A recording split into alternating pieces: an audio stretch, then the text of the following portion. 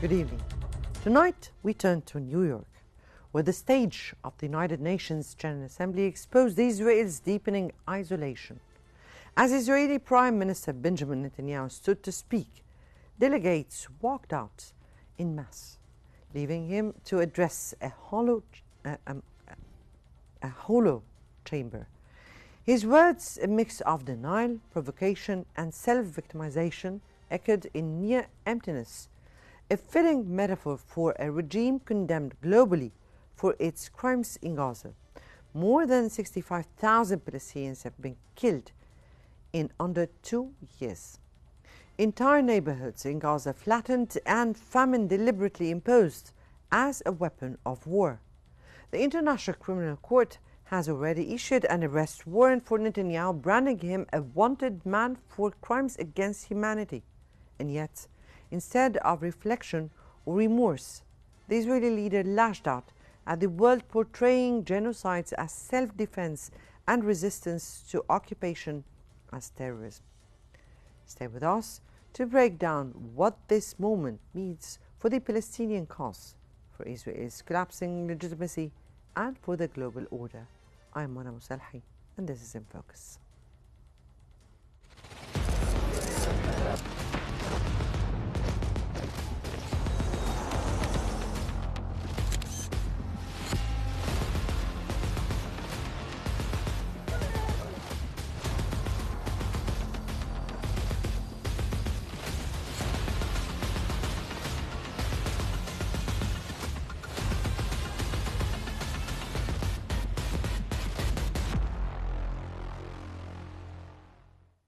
Netanyahu's speech at the UN was boycotted by dozens of delegations, leaving him to perform before empty seats.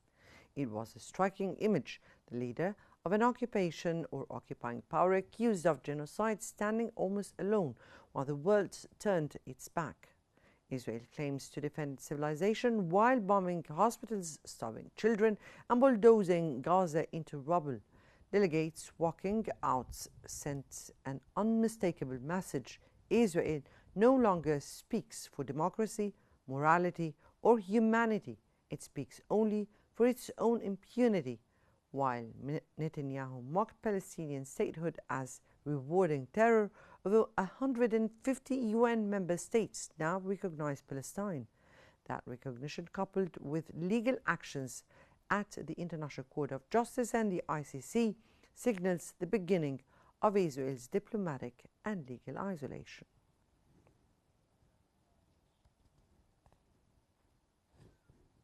Now, joining us now for deeper analysis is Ms. Ginger Chapman, lawyer and political analyst, to discuss Israel's growing isolation and the global shift towards recognizing Palestine. Ms. Ginger, good evening to you.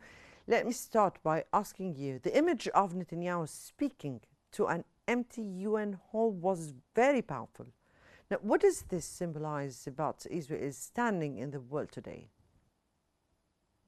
Well, Ms. Mona, thank you so much for having me here today, and greetings to your viewers.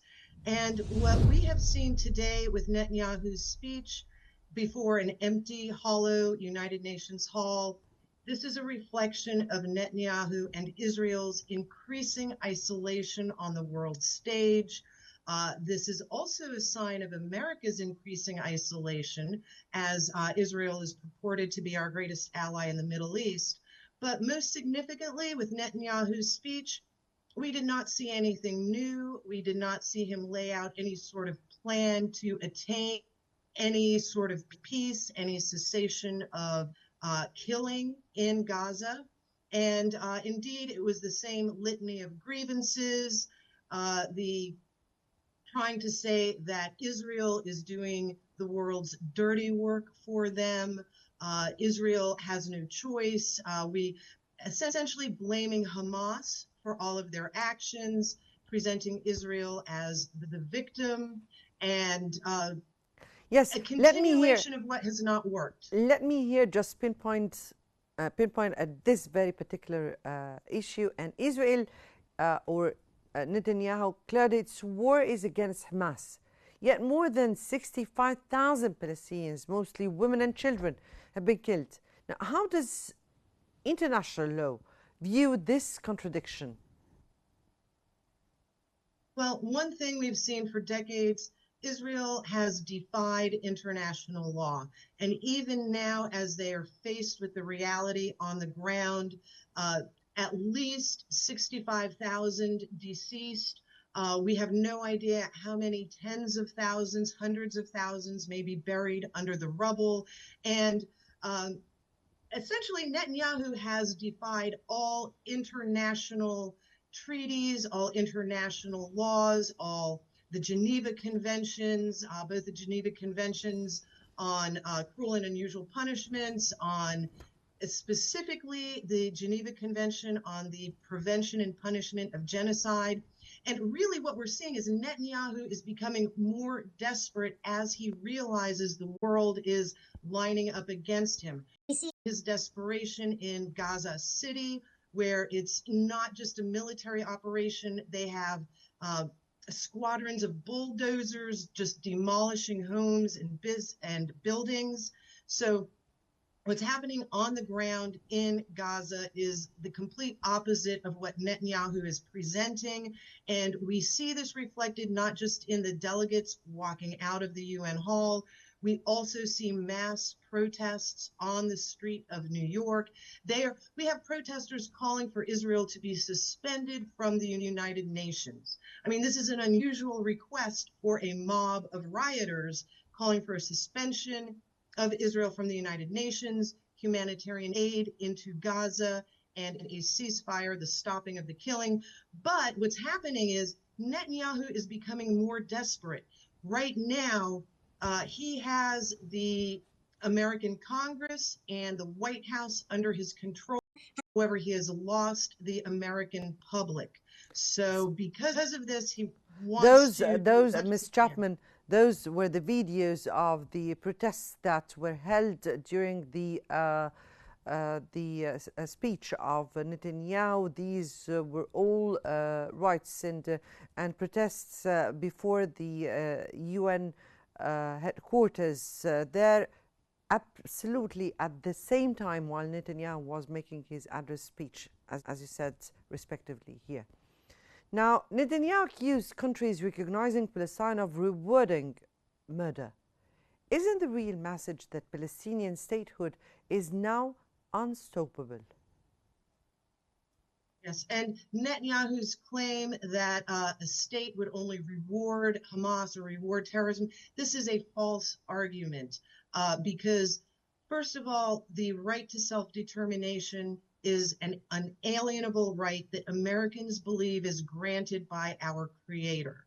And the excuse that we cannot give an entire population their right of self-determination because of the actions of a few people, this excuse is no longer working with the rest of the world.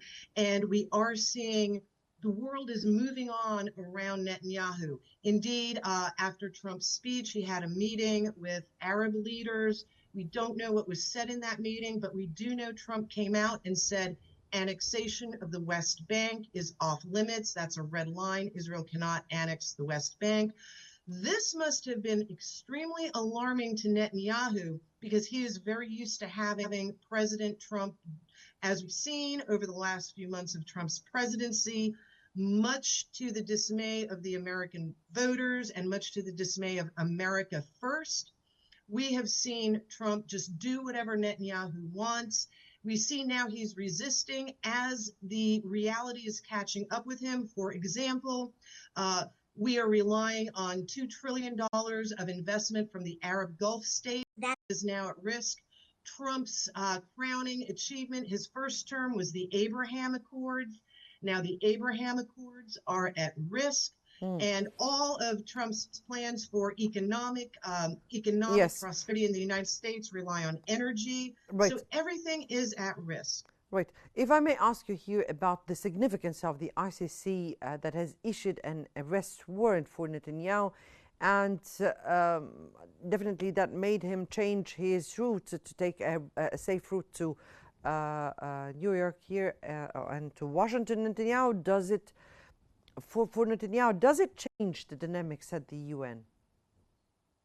Yes, this does, because this is an indication that now Netanyahu is taking that ICC arrest warrant seriously.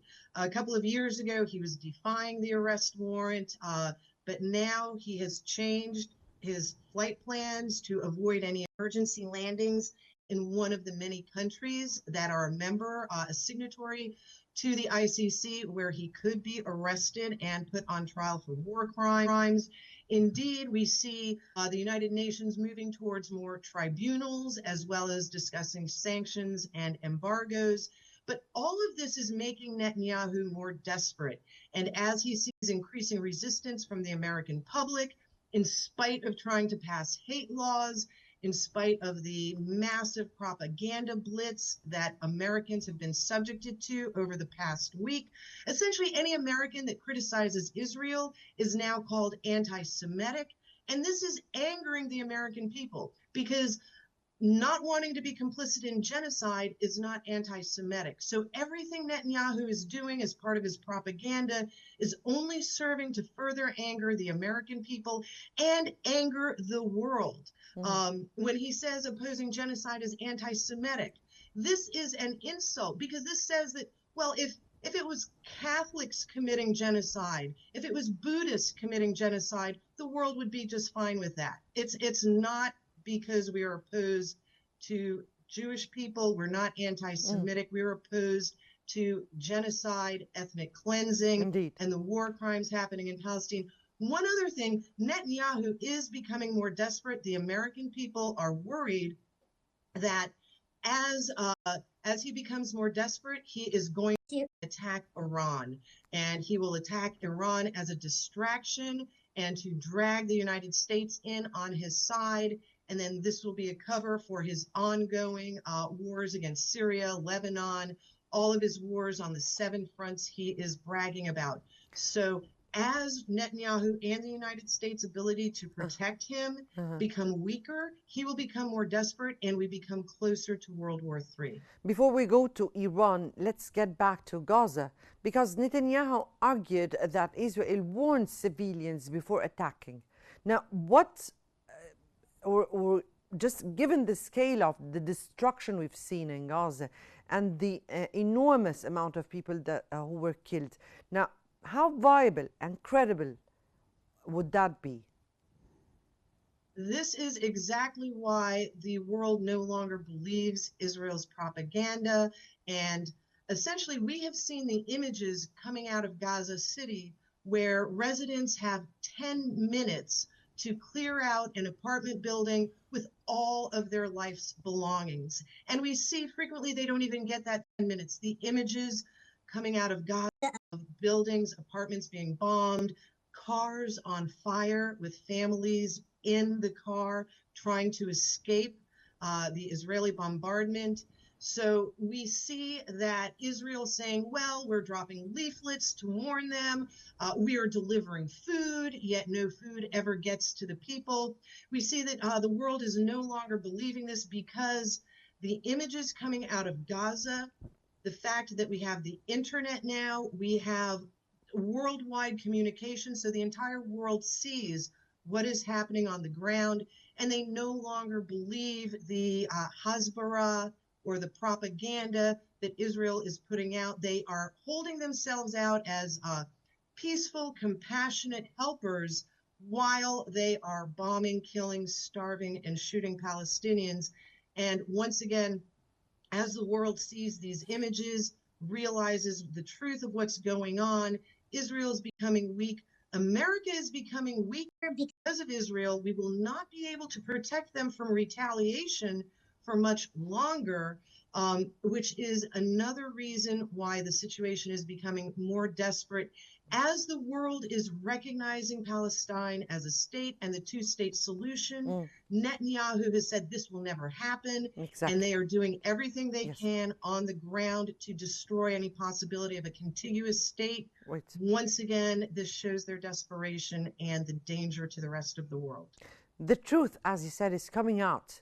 That is despite the attacks that were made on journalists and the killings of more than 300 journalists so far up till this minute that really did or obstructed their work and did not make them able to bring the whole truth out. But despite that, as you said, respectively, the truth came out. Now, however, some Western powers still shield Israel diplomatically. Are we seeing cracks in that shield, or will they continue to do that? What do you think? Yes, these Western leaders that still think they can protect Israel, they think perhaps by a drawn-out reconciliation process, they can continue to cover for Israel, but this will not work any longer because of facts on the ground. Indeed, after the Arab-Muslim summit in Doha, we see that Iran has entered rapprochement with Saudi Arabia as well as Pakistan. We see a Saudi, Iran, Pakistan alliance forming. We see Iran making overtures toward Egypt. We see China engaging in military exercises with Egypt. So the world, other countries are moving along and making arrangements to protect themselves and to counter the increasing Israeli aggression and the chances of that spiraling out of control. So essentially, the world and other countries are moving on, not just Israel's Arab neighbors, but also Denmark. They have boycott. They are engaging now in the boycott, divestment, sanctions with all of their state funds. We see Spain has strengthened their embargo. Some countries, Germany is still in the pocket of Israel. However, other countries are making arrangements to counter Israel's actions. The world is moving on, and America and Israel will have to deal with this. And once again, the only risk is a race against time to save lives in Gaza and a race against time in the face of Netanyahu's desperation and his willingness to risk a world war with Iran to continue his aggressions. Now, the world or the international community is not just the states' administrations. They are also the people. They are also the nations. Now, what do you think? What could be the role of the global civil society, protests, students, movements, grassroots campaigns? What can all those together play in amplifying Palestine's voice at the UN? Yes, Mona, you have brought up an excellent point. A great example of this is the E3 countries, Germany, France, England. The reason they're acting on this now is because of the public outcry in their own countries. Same with America. The people, the population, the public is rising up, protesting, outcrying. In America, we even had the Jewish lobby try to get Congress to pass laws to criminalize speaking up and protesting against Israel. And they failed. That is because the people are finding their power now. The people are realizing that our government overlords have been playing a long game with us. They are not doing what the people have voted them in for. They have been beholden to their globalist masters and their big money donors, whether it's the tech companies, whether it's the Israel high money donors. So what we're seeing is the leaders of Western nations in particular are no longer able to defy the will of their people. This is one of the reasons they're acting now. And we also see the power of the people in our Arab partner nations, where Egypt and Jordan are under immense pressure from the United States government. We are pouring billions of dollars in bribe or incentive money, basically to try to get Jordan, Egypt to do what we want. Please stay quiet. And the people are no longer accepting this. They are willing to risk everything to save their lives of the brothers. And essentially, this is a crime against humanity. Indeed. What's happening in Gaza hurts each and every one of us. This Indeed. is why we have to make it stop. Let's go to the next segment, but Ms. Ginger, let me here thank you for your sharp analysis of Netanyahu's isolation today and the world's rejection of Israel's genocidal war. Now, your insights remind us that justice for Palestine is not only necessary, but inevitable. We continue with you, Ms. Chapman, because Netanyahu's words at the UN went beyond denial. They openly rejected peace. Let's turn now to his defiance of the two-state solution and his pursuit of greater Israel built on blood and occupation.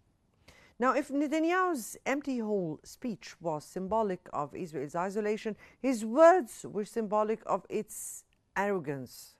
He doubled down on war, rejecting outright the two-state solution, and mocked the international community for demanding accountability.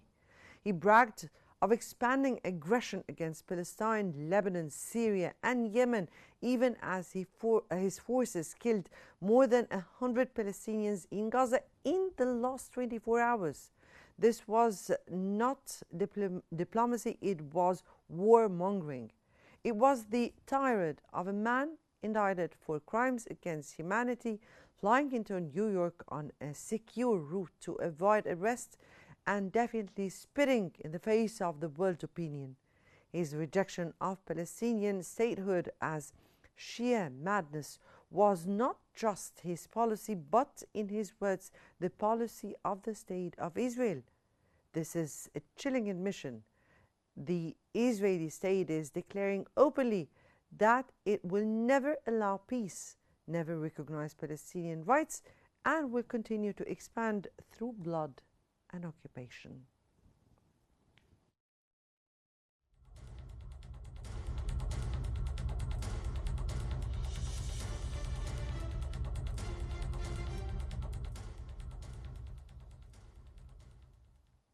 Still with us, Ms. Chapman.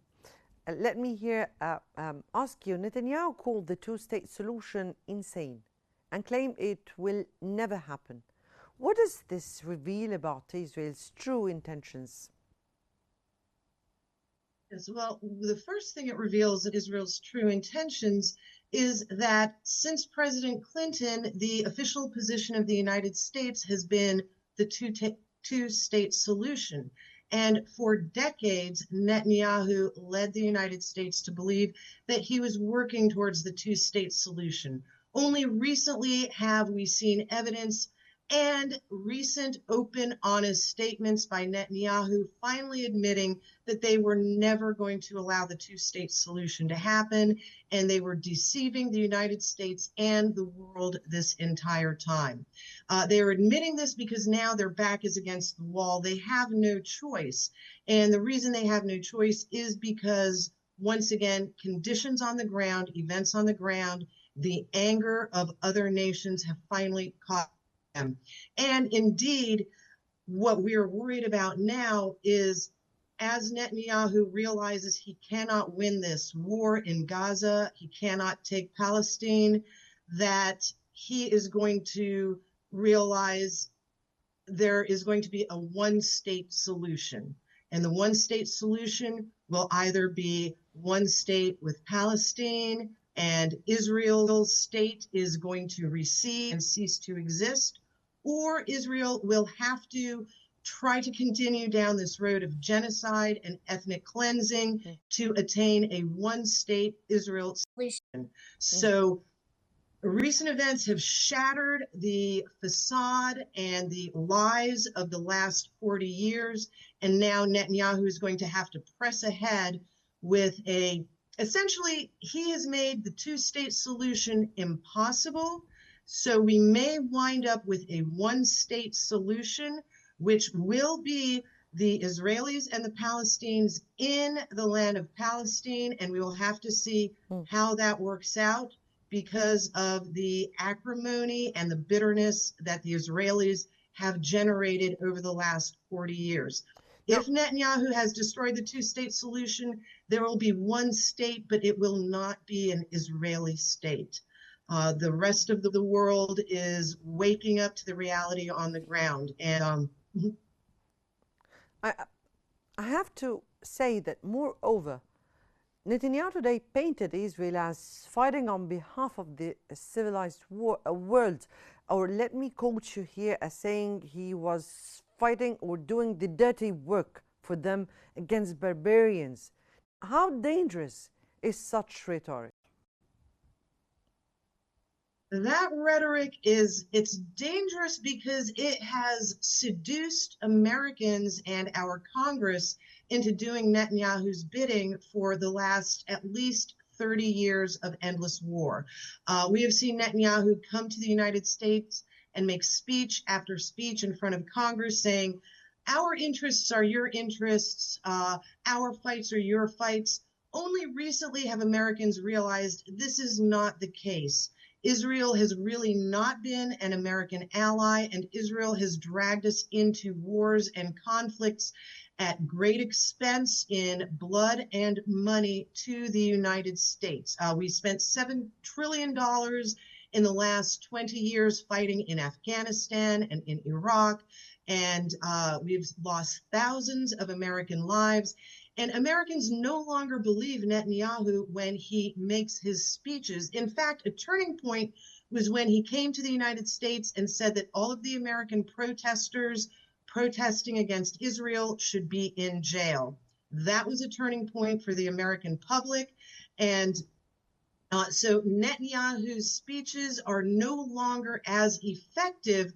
And this is because, once again, through the miracle of technology and the internet, we see that Netanyahu comes to America and he speaks one language in front of America, that of compassion and helping the people of Gaza and attaining peace. And then when he's at home in front of his home audience and he's speaking in Hebrew, he talks about starving the Palestinians, driving them out, killing them all. They're all Amalek. And the Americans are realizing he is two-faced, what he says to Americans, what he says at home, and even what he says to President Donald Trump. We are no longer believing that this is not the truth. This is not what we have to do. And once again, it's not just America, the rest of the world, England, France, Germany are all waking up that this cannot go on like this. Netanyahu is losing credibility. Also, the moderate Jewish people are fleeing Israel. Secular Jewish people are fleeing Israel. This is leaving Israel with a more radical, extreme population, at the same time that Americans want less to do with them and disapprove of their wars of aggression and their ethnic cleansing and genocide. So indeed, Netanyahu is driving the population of Israel farther apart from the population of America. And in his speech, he did not set forth anything positive, any bridges to bridge this divide. He did not set forth anything that he will do to help bring about peace or to soothe events. It was the ongoing Israel is the victim. It's all Hamas fault. It's all Hezbollah fault.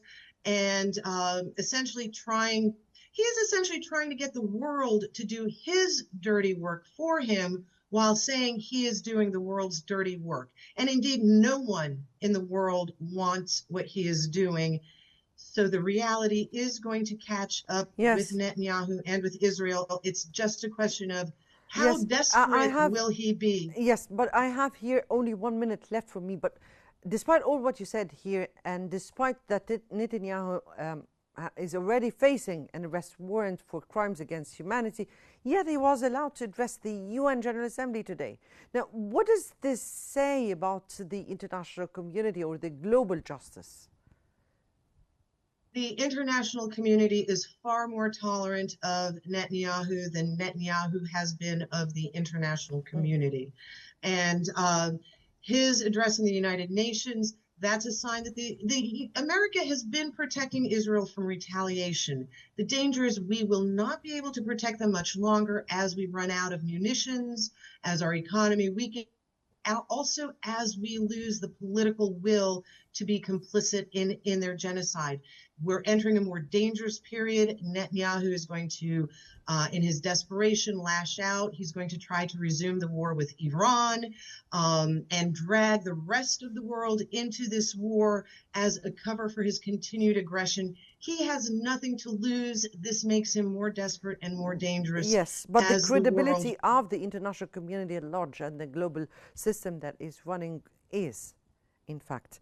Our time is out here, Ms. Ginger. I wanted really to continue with you, but unfortunately time is out. Ms. Ginger Chapman, lawyer and political analyst, thank you so much for staying with us and for your powerful insights. Netanyahu may cling to lies and rejections, but as you've reminded us, the tide of history is turning, and it is turning towards justice for Palestine. What we saw at the UN was not just another speech by an indicted leader. It was history exposing the naked truth. Israel is isolated, its crimes laid bare before the world, its lies echoing in empty halls. The tide has turned. Palestine is no longer silenced, and global opinion has shifted irreversibly. The question now is no longer whether the world sees Israel's atrocities, but when will it act decisively to end those crimes? This was In Focus. Many thanks for joining us.